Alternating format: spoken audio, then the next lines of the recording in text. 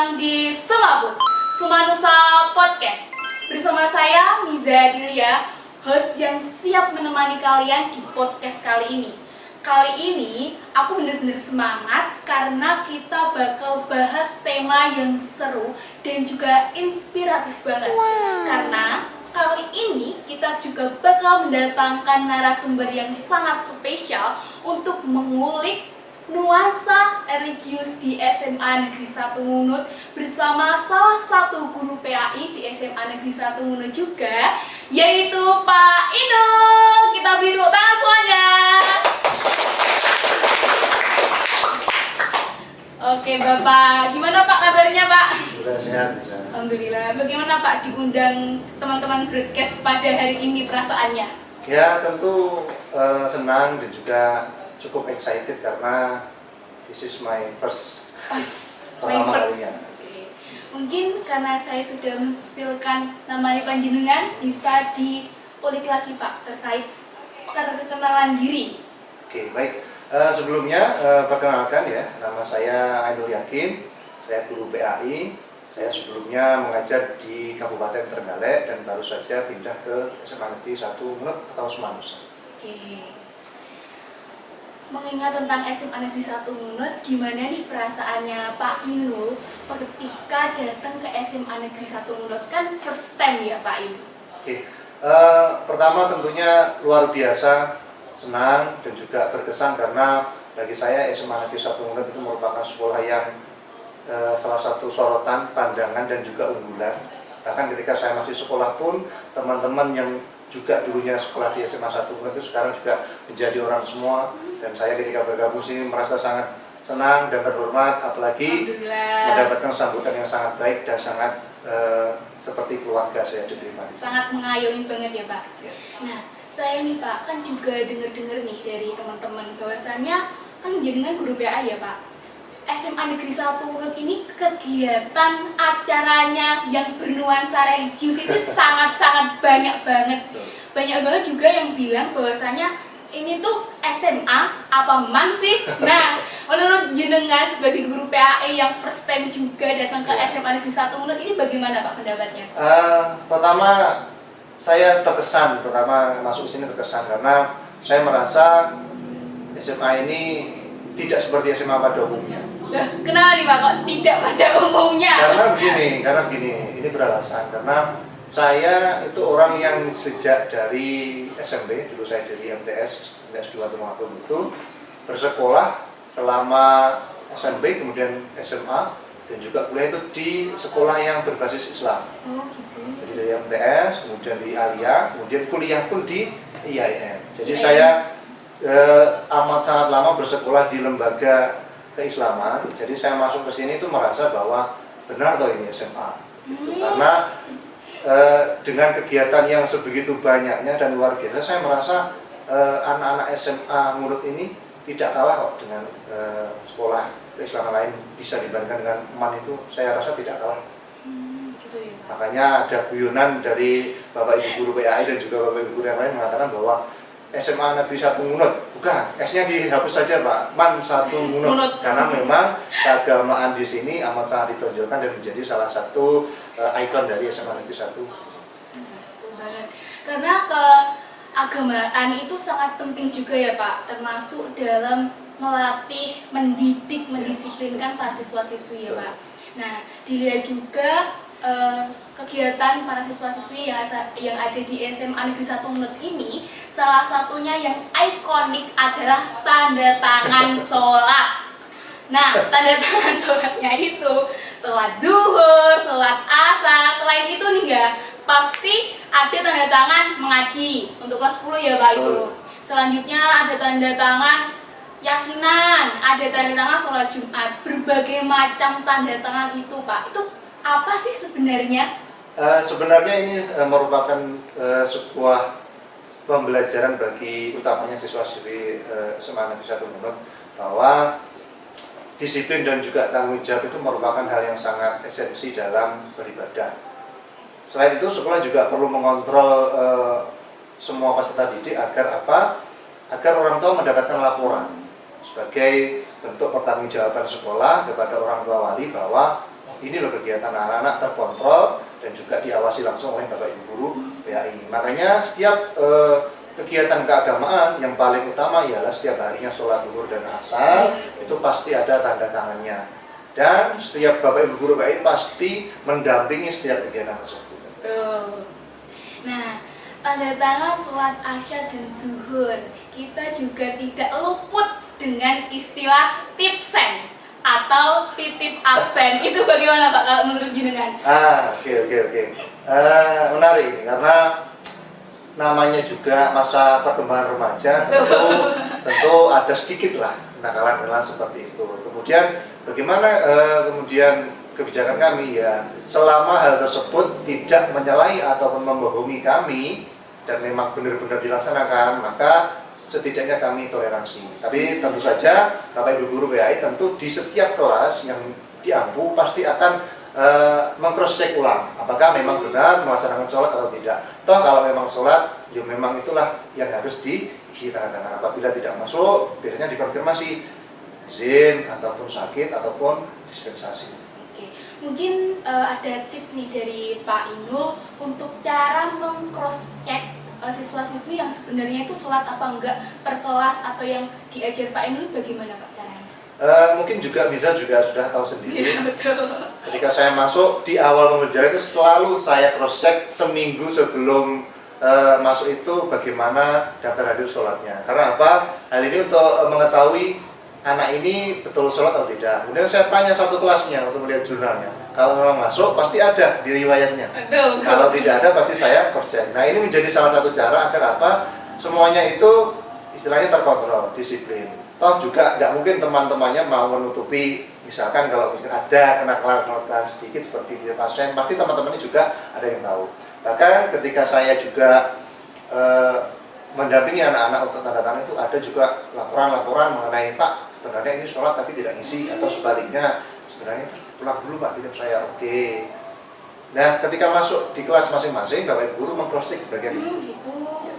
Oke. Nah, karena dari tanda tangan itu di bagian rapot kan ada ya Pak, bagian bahwasanya kalau sholatnya kita tertib itu pasti juga dapat nilai yang A, kalau setengah-setengah nih B, kalau kurang banget C. Nah, ini pesen buat teman-teman semua nusa yang lagi nonton, kalau semisal dapat A gimana, B gimana, dan C gimana nih Pak? Oke, pemberian nilai berupa angka A, B, C itu sesungguhnya merupakan sebuah tanda bahwa kita bisa introspeksi secara mandiri. Kalian itu termasuk orang-orang yang tertib atau tidak. Sesungguhnya yang paling penting adalah laporan kepada orang tua kalian masing-masing. Karena apa? Kalau memang hasil dari anak itu baik, maka orang tua pasti bangga. Nah, salah satu tips yang saya pegang bahkan sampai sekarang itu adalah kalau kalian itu tidak bisa membuat orang tua kalian itu bangga, setidaknya jangan membuat orang tua kalian itu kecewa. Kata-kata hari ini dan inspirasi juga hari ini. Nah, selain tanda tangan sholat, ada juga tanda tangan mengaji Pak. Itu bagaimana? Apalagi banyak juga teman-teman kelas 10 itu yang hafalannya itu ada yang banyak, terus ada yang sedikit, itu bagaimana Pak? Oke, baik. Tanda tangan mengaji dan juga kelas 10 yang hafal itu kita laksanakan di hari Jumat. Untuk yang kelas 10 itu di jam pertama sekitar 40-an menit, dibagi per kelas dengan level bacaan Quran masing-masing.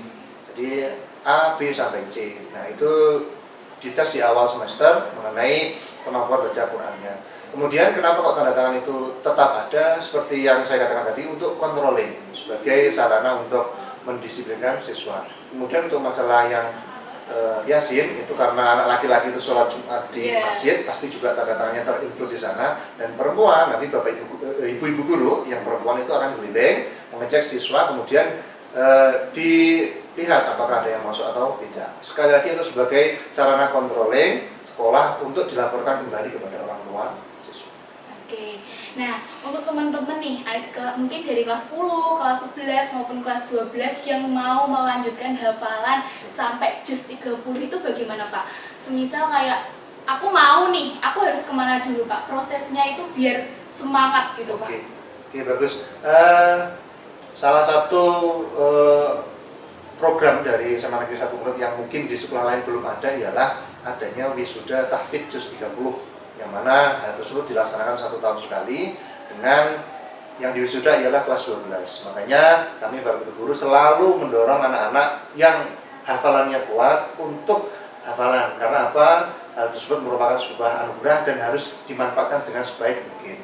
Kemudian anak-anak yang kelas 10, 11 maupun 12 yang ingin menghafalkan hafalan juz 30 bagaimana? Silakan menemui Bapak Ibu guru masing-masing, Bapak Ibu guru PAI, kemudian ditanyakan apakah prestasi yang dari kelas 10 itu ada. Kalau tidak ada, kami buatkan untuk kemudian kami tes apakah benar hafal atau tidak.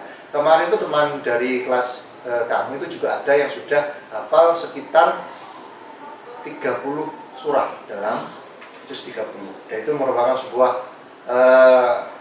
istilahnya membuat saya terkesan karena ternyata di lingkungan SMA ternyata ada potensi yang seperti ini, dan di kelas-kelas lain yang sudah saya beritahu juga ternyata ada anak-anak yang berminat dan juga bersemangat untuk menghafalkan juz 30. Ternyata semangat dari teman-teman Semanusa dalam hal nuansa religius di sekolahnya sendiri itu benar-benar sangat bersemangat ya Pak. Maka dari itu dari pihak guru, kepala sekolah dan TU dan lain sebagainya itu sangat-sangat mendukung program yang berdampingan dengan agama-agama. Selain agama Islam nih Pak, kalau pendapat panjenengan terkait untuk agama yang Kristen itu bagaimana Pak? Karena ini sekali lagi ini sekolah SMA ya, dan betul. juga bukan guyonan seperti yang dikatakan oleh anak-anak MAN, berbasis SMA. Jadi sekolah ini juga tidak sedikit siswa-siswi yang beragama non-muslim, seperti tetangga kita yang akan selalu menjadi tetangga kita sampai hari akhir nanti, yaitu Kristen dan Katolik. Nah, kami sebagai guru PAI tentu menyadari hal tersebut. Apalagi teman-teman yang non-muslim, terutama yang Kristen dan Katolik, setiap hari Jumat ada agenda tersendiri keagamaan mereka. Dan saya juga selalu menyarankan siswa untuk tidak guyonan yang berlebihan. Apalagi sekarang itu adanya media sosial dan juga maraknya guyonan-guyonan yang mungkin ditiru anak-anak. Saya kurangi, apalagi saya juga bilang kepada teman-teman yang non-muslim, Mbak, Mas, kalau nanti ada yang misalkan guyonan menyakiti hatimu, bilang Pak, biar saya tegur orang-orang yang istilahnya menyakiti hatimu. Karena apa? Kita ketahui sendiri bahwa beragama itu tidak mudah, beragama itu tidak boleh dipaksakan. Apalagi kalau yang teman-teman sekarang itu kan biasanya gojloki, bahasa Jawanya itu teman-teman yang muslim, ayo bismillah yuk, bismillah login yuk, bisa yuk, asyhadu yuk, jangan seperti itu. Karena apa? La ikroha fiddin, beragama itu tidak boleh dipaksakan. Kalau memang berminat mempelajari agama, kita ajak diskusi. Kita juga perlu mengetahui kan bagaimana cara beragama orang-orang muslim agar mempererat tali persaudaraan kita. Kalau kita tidak bisa bersatu dalam keimanan, setidaknya kita bersatu dalam kenegaraan dan kekeluargaan. Nah, kita mau lebih lanjut nih ya Pak. Bagaimana pendapat Bapak dan juga saran kepada mungkin ada teman yang Islam Pak, dia itu ikut-ikutan masuk ke gereja saat itu. Terus yang agama Kristen, dia ikut-ikutan untuk sholat tarawih. Nah itu kan biasanya untuk anak-anak yang muda mungkin mereka merasa keren apa gimana, itu kan kurang tahu ya Pak. Kalau dilihat dari segi agama itu bagaimana Pak? Yang saya tahu ya, misalnya yang saya tahu orang Muslim yang istilahnya ikut-ikutan dalam tanda kutip budayanya atau tradisi agama tertentu, misalkan ke gereja, itu tidak pas atau harus dihindari. Karena apa? Itu bisa jadi merusak keimanan kita. Kalau misalkan yang non-muslim pengen belajar agama boleh, tapi sekali lagi tidak boleh dipaksa. Artinya apa? Harus berasal dari dirinya sendiri. Kalau misalkan ada konten yang menggambarkan orang non-muslim itu taraweh, boleh Pak, menurut agama dia boleh, tapi kita sekali lagi jangan jadikan tertawaan. Apalagi ibadah kita kalau dilaksanakan oleh orang yang non-muslim tidak sempurna. Kalau dia ingin belajar, tidak apa-apa. Tapi kalau kita misalkan guyonan, paksa, jangan. Harus dihindari. Toleransi tidak boleh memasuki ranah-ranah keimanan seperti itu. Tidak boleh mencampur adukan. Sama non-muslim dan juga kita sebagai muslim sama-sama bertoleransi. Tapi kalau masalah keimanan kita harus membedakan. Hati-hati, harus hati-hati. Oke Pak. Oh iya Pak, saya ini keinget terkait tren-tren yang sedang booming di Indonesia ini, yaitu Tulungagung Tumekah. Jadi kan sumber tahu buatan Pak? Ya tahu. Nah, tahu. Okay. Itu ada yang saya tahu nih Pak, ada yang pakai galon, ada yang pakai sepeda, ada yang jalan kaki, ada juga yang bukan menggendong sih, sambil ngomong anaknya. ada juga yang naik motor. Itu sebenarnya kita juga di sini yang sedang podcast atau berdiskusi juga tidak bisa menghakimi ya Pak, karena kita juga tidak tahu nih sebenarnya dari mereka. Itu kalau menurut jenengan itu bagaimana Pak? Saya rasa hal tersebut merupakan sebuah bukan kritik ya, sebuah aspirasi masyarakat bahwa untuk kasus Indonesia, utamanya Jawa Timur, untuk berangkat haji saja antriannya luar biasa lama. Iya betul Pak. Saya tadi sudah googling, di Jawa Timur saja kalau sampean daftarnya hari ini itu berangkatnya 32 tahun. Jadi antriannya itu 32 tahun. Nah, menyikapi fenomena yang akhir-akhir ini viral di media sosial mengenai misalkan Tulung Agung ke Mekah. Bagaimana Pak untuk menyikapi hal tersebut? Saya rasa kenekatan itu juga harus sebanding lurus dengan aturan pemerintah. Karena pemerintah sudah menetapkan bahwasanya kalau ingin berangkat haji itu harus melalui pemerintah. Sekarang sudah ada kementerian tersendiri. Karena apa? Kalau tidak diatur, takutnya nanti di sana itu tidak aman. Karena apa? Kalau hanya backpacker, haji backpacker menggunakan sepeda ataupun malah jalan kaki, kan pastinya melewati daratan semua dan tidak ada jaminan keselamatan. Apalagi kalau sekarang di Makkah dan Madinah itu untuk masuk ke dua kota tersebut harus legal, harus resmi, harus pakai kartu. Jadi masuk ke tempat-tempat seperti misalkan Masjid Nabawi itu harus pakai kartu yang di-scan. Karena apa? Kalau tidak punya kartu otomatis dia ilegal dan tertolak. Masuk iya, kita sudah jauh-jauh dari Tulungagung misalnya jalan kaki mau masuk ke kota Mekah ataupun Madinah tertolak kan yo. Kita harus pulang lagi kan seperti itu. Daripada kecewa lebih baik kita daftar di biro-biro yang sudah resmi dan juga direkomendasikan oleh pemerintah.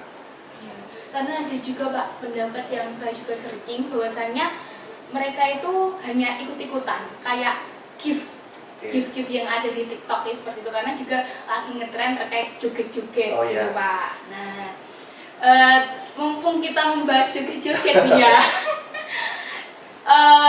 bukan umumnya sih, tapi lebih banyak yang perempuan.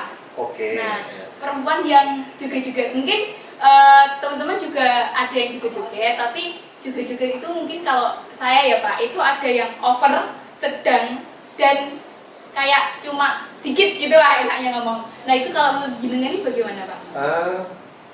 Sebagai sarana untuk hiburan, saya rasa selama itu tidak menyalahi syariat Islam, bukan sebuah masalah.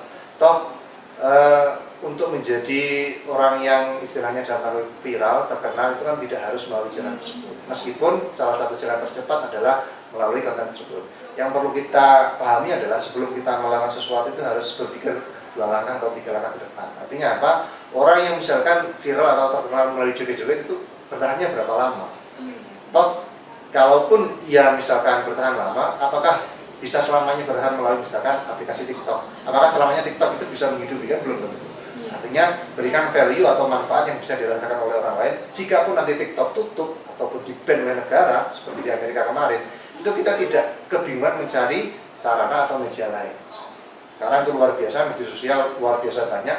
Cita-cita tidak seperti saya itu dulu, guru, pilot, dokter, sekarang luar biasa banyak. Dan itu harus kita manfaatkan, sembari kita juga harus memfilter yang baik dan juga yang jadi boleh asalkan tidak melampaui gitu ya Pak. Jangan berlebihan. Nah kembali lagi nih ke topik kita, karena kita udah banyak banget ini memanjang ya.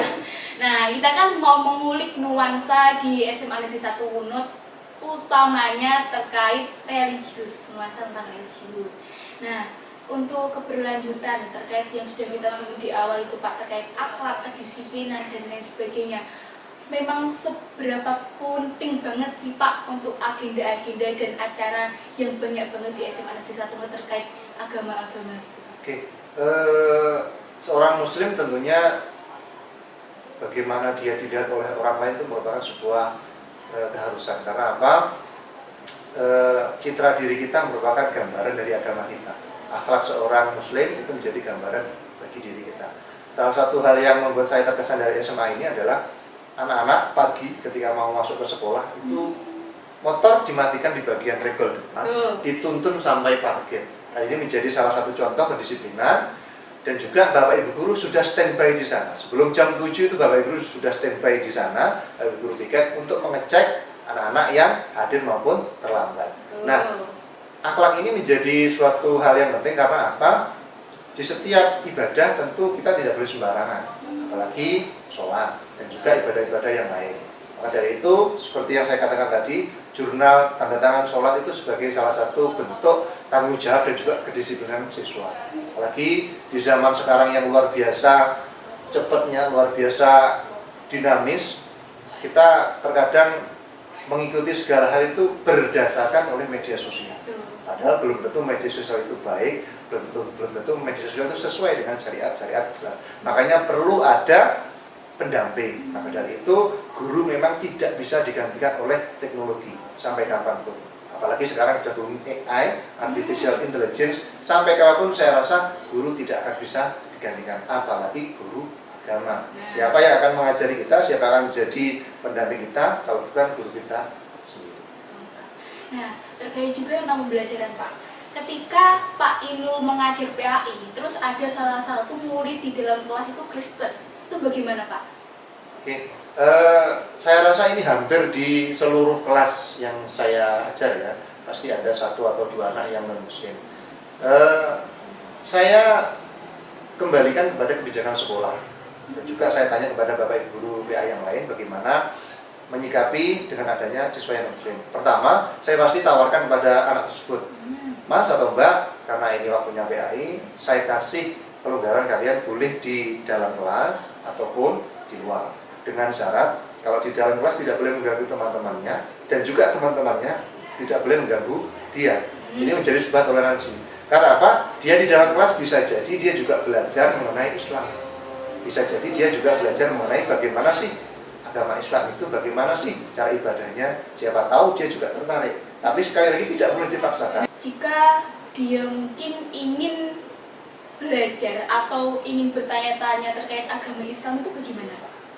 Sementara ini masih belum ada, tapi saya selalu membuka diskusi bagi teman-teman yang muslim, dan juga saya juga ingin istilahnya ingin tahu tentang agama mereka, tentang ajaran agama mereka, hanya untuk saling bertukar ilmu.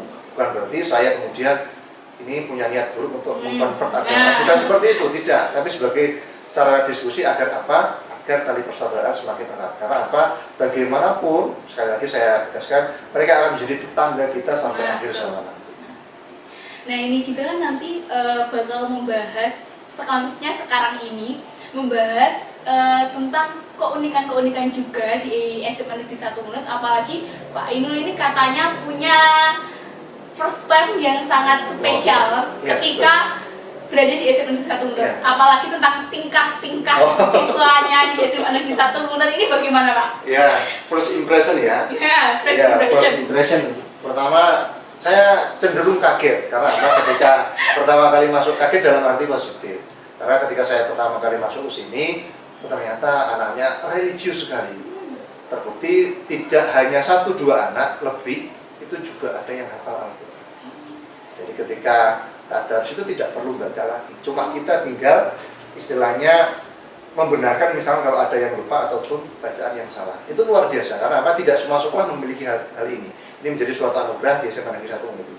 Kemudian masalah keunikan anak-anak, saya rasa hampir di setiap sekolah itu ada. Hampir di setiap sekolah itu ada. Kalau selama hal keunikan tersebut tidak merusak, bukan suatu hal yang negatif, saya rasa wajar. Seperti kemarin itu saya ketika mengajar itu tiba-tiba ada yang gereti batako, atau tiba-tiba pakai baju olahraga lari kemudian selebrasi ala Cristiano Ronaldo, gitu kan. Nah itu menjadi salah satu istilahnya cerita-cerita lucu, anekdot yang bisa diceritakan. Selama tidak mengganggu ataupun merusak dan juga masuk hal-hal negatif, saya rasa itu menjadi hiburan bagi kita. Bagi masa-masa SMA itu masa penuh dengan kenangan, masa penuh dengan pengalaman, dan juga kita harus nikmati selama kurang lebih tidak lama kan, cuma 3 tahun. Iya. Apalagi tidak bisa diulang. Betul sekali. Nah, mungkin juga teman-teman pembahasan kita kali ini sudah banyak sekali, banyak juga cerita-cerita inspiratif dan juga obrolan kali ini dari Pak Inul yang bisa menjadikan bekal kita untuk jauh lebih baik lagi. Mungkin Pak, sebelum podcast ini saya tutup, ada kata-kata dari Bapak untuk teman-teman SMA Negeri 1 Unut agar jauh lebih baik lagi. Oke, terima kasih Mirza dan juga untuk teman-teman dari SMA Negeri 1 Munir. Yang pertama, teruslah belajar dan juga jangan lupa kewajiban kalian. Apalagi sebagai seorang muslim, kita sebagai seorang muslim, SMA Negeri 1 Munir harus istilahnya memberikan kedisiplinan bagi kalian dan juga controlling. Maka dimanapun tempat kalian berada harus taati aturan apapun itu. Karena apa? Kalau kita tanpa aturan, kita istilahnya tidak ada batasan untuk melakukan apapun. Maka dari itu sebagai siswa SMA Negeri 1 Munir, marilah kita jaga kebersamaan ini, marilah kita jaga keunikan di sini, dan juga kalau bisa menjelang Ramadan ya ini kita tingkatkan kereligiusan kita, apalagi bulan penuh berkah, dan juga tingkatkan takwa dan juga kedisiplinan, utamanya sholat lima waktu setiap hari. Oke, karena bulan Ramadan ini sangat spesial ya Pak. Betul, sangat spesial. Nah, jadi kita harus banyak-banyak mempertambah ibadah, bersedekah dan lain sebagainya. Mungkin itu ya teman-teman Semanusa. Jika kalian mau tanya-tanya lebih lanjut terkait tema podcast pada hari ini, yaitu mengulik terkait kentalnya nuansa religius di SMA Negeri 1 Munir, bisa kok komentar-komentar di bawah. Mungkin juga bisa ke adminnya broadcast, nanti bisa tanya-tanya. Nanti dari kami juga bisa menyampaikan ke guru PAI kita, yaitu terutama Pak Inul, gitu ya.